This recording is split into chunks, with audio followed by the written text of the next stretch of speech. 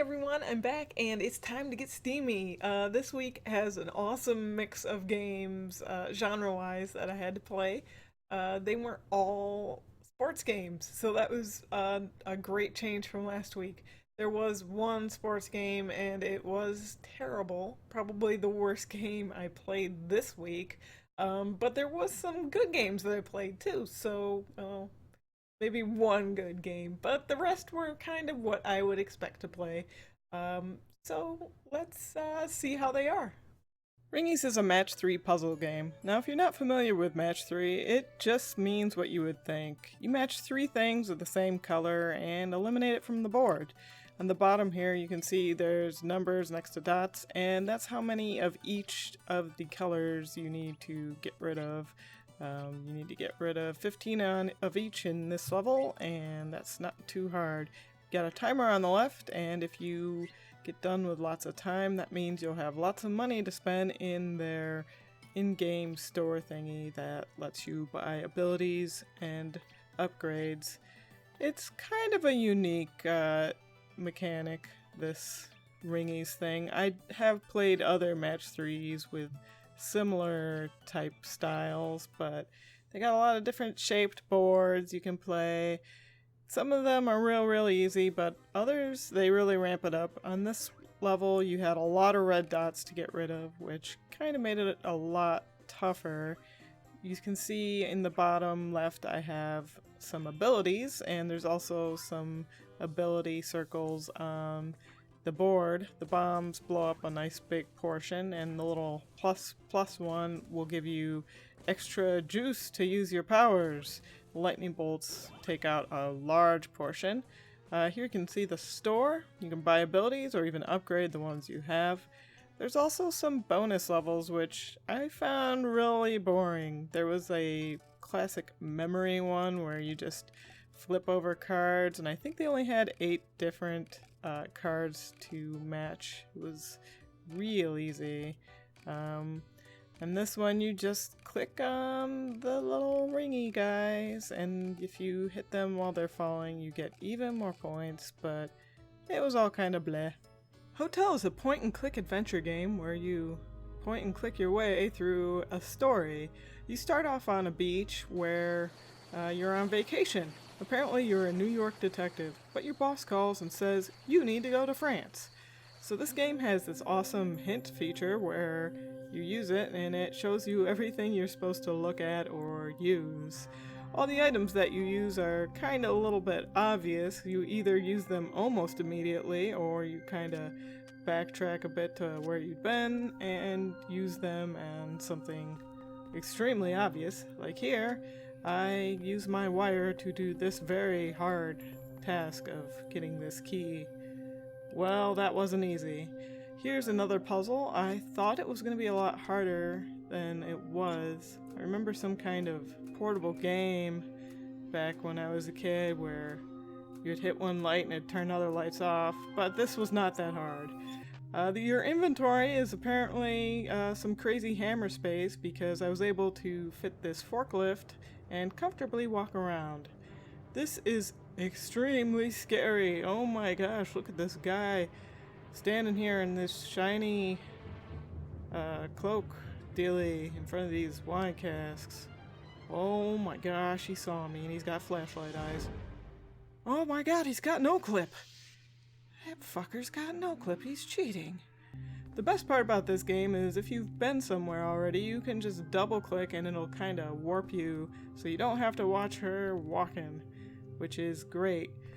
Half the time I went to hit the next button during dialogues, it would take me into this strategy guide, which was basically a walkthrough for it. And on this attempt, it actually didn't let me leave this screen at all, so I was basically out of luck and done with the game. Dungeon Bowl! This is a multiplayer game, but don't worry about that, because no one else is playing. You're going to be playing against the computer. I tried to figure out how to organize my players like it's telling me to do, and was met with this guide, which is just a bunch of stuff for me to have to figure out how to do this, and I only have 30 seconds in which to organize my guys left, so that That attempt at playing was a fail. I started a new game on the Stonehenge map, and it went a little better because by then I had one failure under my belt. One thing I learned during my failure was that each turn you're supposed to actually warp a new guy in. So by the end of the previous game, the computer had a ton of guys and I only had a few, and I couldn't figure out what was going on. There's a treasure chest. Well, actually, there's multiple treasure chests, but there's one treasure chest that contains a football, and your dudes all go to the treasure chests, find the football, and try to get it to the blocks that are the zone of score, I guess. If you encounter an obstacle, either a trap or an opponent on your way, you roll a dice, and if you fail, your turn is over, or how they say in football terms, turnover. But I feel like that's not technically a turnover. I don't know though. I'm not, you know me, I'm not a Sprots fan. So I didn't like it. It is an unholy union of sports and nerd, and there are games that do that well, but this does not. The addition of a tutorial would have helped this game a lot. Toxic Bunny succeeds in something I didn't know was possible. Me hating something that has bunnies in it. You can see from the configure screen here that there's a whole heck of a lot of stuff that you have to do for what is a platforming game. They have like potions and lots of weapons and items that you have to use, which all of them don't really help the gameplay out that much. The jumping is really super wonky. If you jump on something, you kind of have a little bit of slidey factor afterwards. The jumping is not always what you would expect it to be. The items that you have to use, if you don't do it properly, you gotta basically restart it. I killed that alien without using the anchor the first time I played through, and I could not get any further. I basically screwed it up. So this is my second attempt. The first time I attempted playing it, I played on normal difficulty, and this is easy, and it did not seem any easier at all. Most of the difficulty is jumping over things and jumping out of things and dealing with these irritating enemies that you have to deal with. Eating hamburgers and hot dogs apparently restores your health. Collecting hubcaps and steering wheels gives you money, which I never figured out what the money was for because I never beat the level. And honestly, I don't know if I care. In fact, I know I don't care. This game was terrible. Hard to make a good platformer, and they succeeded in making a bad one. Ice Cream Surfer is a cutesy shoot 'em up where you get to play one of 5 different guys. They all have different moves and different power-ups, so it's pretty fun to try them all out. I'm gonna get the negative out of the way off the bat. The controls are awful. The keyboard is basically unplayable. For some reason, when you want to accept continues, you have to hit the escape button, which is kinda counterintuitive to me.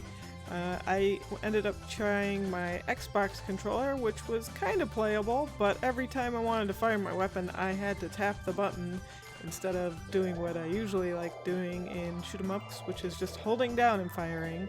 So that had me switching over to the Steam controller, which has a turbo mode. After that, I had a great time.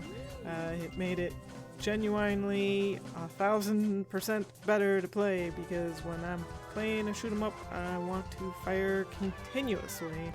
So it's super fun looking at all the different levels, all the cool dudes you gotta battle, and getting all the power-ups and stuff for the various guys. I loved the background, especially this turtle dude here. And the bosses were all super cool. If you die during a boss, you can just continue and start over right back at the boss. So it's pretty relaxed in that respect. There's no limit to the amount of times you can continue. So as long as you can get past that boss and figure out its mechanics, you are probably going to make it all the way through this game. They all have very easy to predict mechanics after you've played through them a few times. Like this bowl of noodles goes into this screensaver mode and you can just hide in the corner there. I think this was the last boss, but I wasn't able to beat it. So I've looked ahead to next week and it seems like I'm not going to have to play a sports game, which I'm totally looking forward to. Every week after I upload the video, I kind of recalculate the scores for the games just to make sure I'm still playing the worst ones possible. Since the scores do change quite a bit based on reviews, they do need to be uh, recalculated frequently just to make sure I'm staying on track to play the baddies. So rest assured, I am playing as current bad games as I physically can. And next week, no sports games, hopefully. So I'll see you then. Bye.